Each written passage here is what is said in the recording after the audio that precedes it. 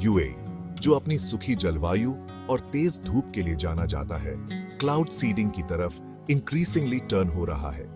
ये weather modification technology naturally dry region में rainfall बढ़ाने का एम करता है। वाटर स्कार्सिटी का सामना करते हुए यूएई ने अपने वाटर रिसोर्सेज को बूस्ट करने और अपने डेजर्ट एनवायरनमेंट के चैलेंजेस से कॉम्बैट करने के लिए क्लाउड सीडिंग में हेविली इन्वेस्ट किया है। ये अप्रोच प्रॉमिसिंग होते हुए भी हाल ही में दुबई में अनयूजुअली हैवी रेनफॉल के एक एपिसोड के बाद डिबेट स्पार्क कर दिया है। दुबई, जो अपने स्काई स्क्रेपर्स और लग्जरी के लिए जाना जाता है, रिसेंटली अनएक्सपेक्टेड डेल्यूज से कॉट ऑफ गार्ड हुआ।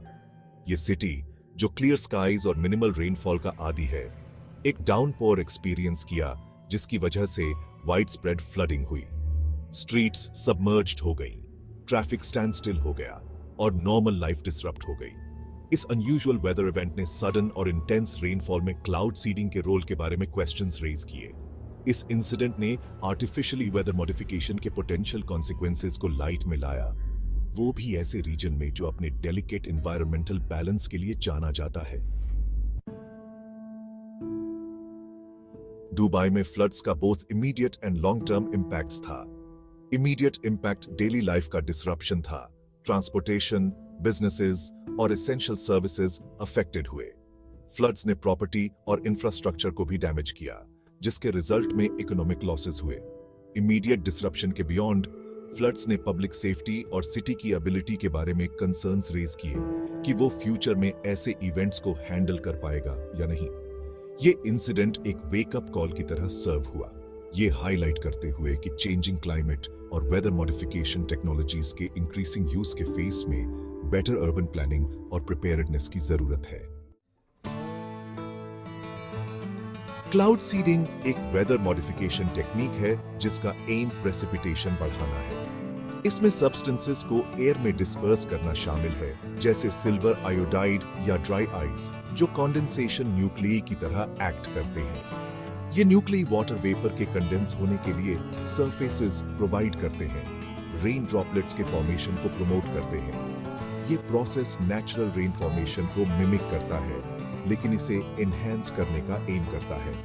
क्लाउड सीडिंग को दुनिया के वेरियस पार्ट्स में यूज किया गया है, खासकर एरिड या सेमी एरिड रीजन्स में वाटर रिसोर्सेज को सप्लीमेंट करने के लिए। हाउएवर, क्लाउड सीडिंग की इफेक्टिवनेस और इसके लॉन्ग टर्म इंपैक्ट्स अभी भी साइंटिस्ट्स के बीच डिबेटेड हैं। While cloud seeding Dubai floods में पोटेंशियली एक फैक्टर था, क्लाइमेट चेंज के रोल को इग्नोर नहीं किया जा सकता। क्लाइमेट चेंज ग्लोबली मोर फ्रीक्वेंट और इंटेंस वेदर इवेंट्स की तरफ लीड कर रहा है, जिसमें हेवी रेनफॉल भी शामिल है। यूएई अपनी एरिड क्लाइमेट के बावजूद क्लाइमेट चेंज के इफेक्ट से इम्यून नहीं है।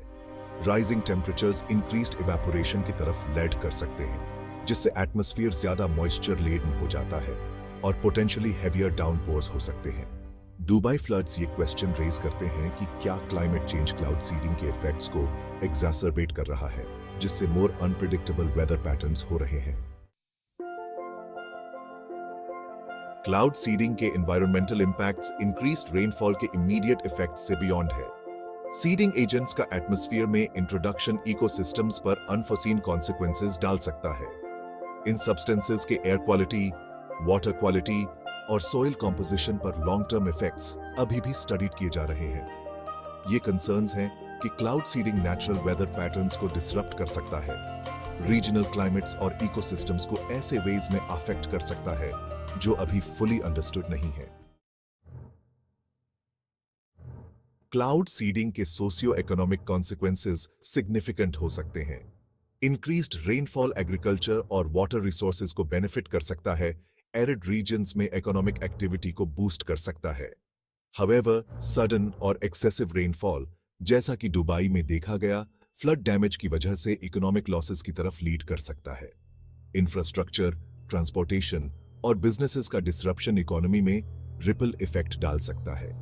मोरओवर, क्लाउड सीडिंग प्रोग्राम्स को इंप्लीमेंट करने का कॉस्ट और उनके पोटेंशियल नेगेटिव इंपैक्ट्स को मैनेज करने की जरूरत को इकोनॉमिक इक्वेशन में फैक्टर किया जाना चाहिए।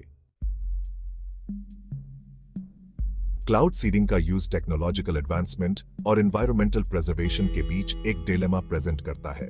On the one hand, cloud seeding arid regions में वाटर स्कैर्सिटी का एक पोटेंशियल सॉल्यूशन ऑफर करता है, इकोनॉमिक बेनिफिट्स और इंप्रूव्ड लिविंग कंडीशंस का प्रॉमिस करता है। On the other hand, cloud seeding के long term environmental impacts fully understood नहीं है, अनइंटेंडेड कॉन्सिक्वेंसेस के बारे में कंसर्न्स रेज करते हैं। ये डिलेमा वेदर मॉडिफिकेशन के लिए एक कॉशियस अप्रोच की डिमांड करता है, जिसमें साइंटिफिक रिसर्च, रिस्क असेसमेंट और रिस्पॉन्सिबल इंप्लीमेंटेशन पर स्ट्रॉन्ग एम्फेसिस हो। दुबई में हैवी रेनफॉल का इंसिडेंट, जो पोटेंशियली क्लाउड सीडिंग से लिंक्ड है, वेदर मॉडिफिकेशन टेक्नोलॉजीज के सराउंडिंग कॉम्प्लेक्स क्वेश्चंस को हाईलाइट करता है। वाइल ये टेक्नोलॉजीज प्रेसिंग एनवायरमेंटल चैलेंजेस के लिए पोटेंशियल सॉल्यूशंस ऑफर करते हैं, उनके यूज को कॉशन और पोटेंशियल कॉन्सिक्वेंसेस की डीप अंडरस्टैंडिंग के साथ अप्रोच किया जाना चाहिए। Dubai floods continued research, responsible implementation और टेक्नोलॉजिकल प्रोग्रेस को एनवायरमेंटल सस्टेनेबिलिटी के साथ बैलेंस करने के कमिटमेंट की जरूरत को अंडरस्कोर करते हैं।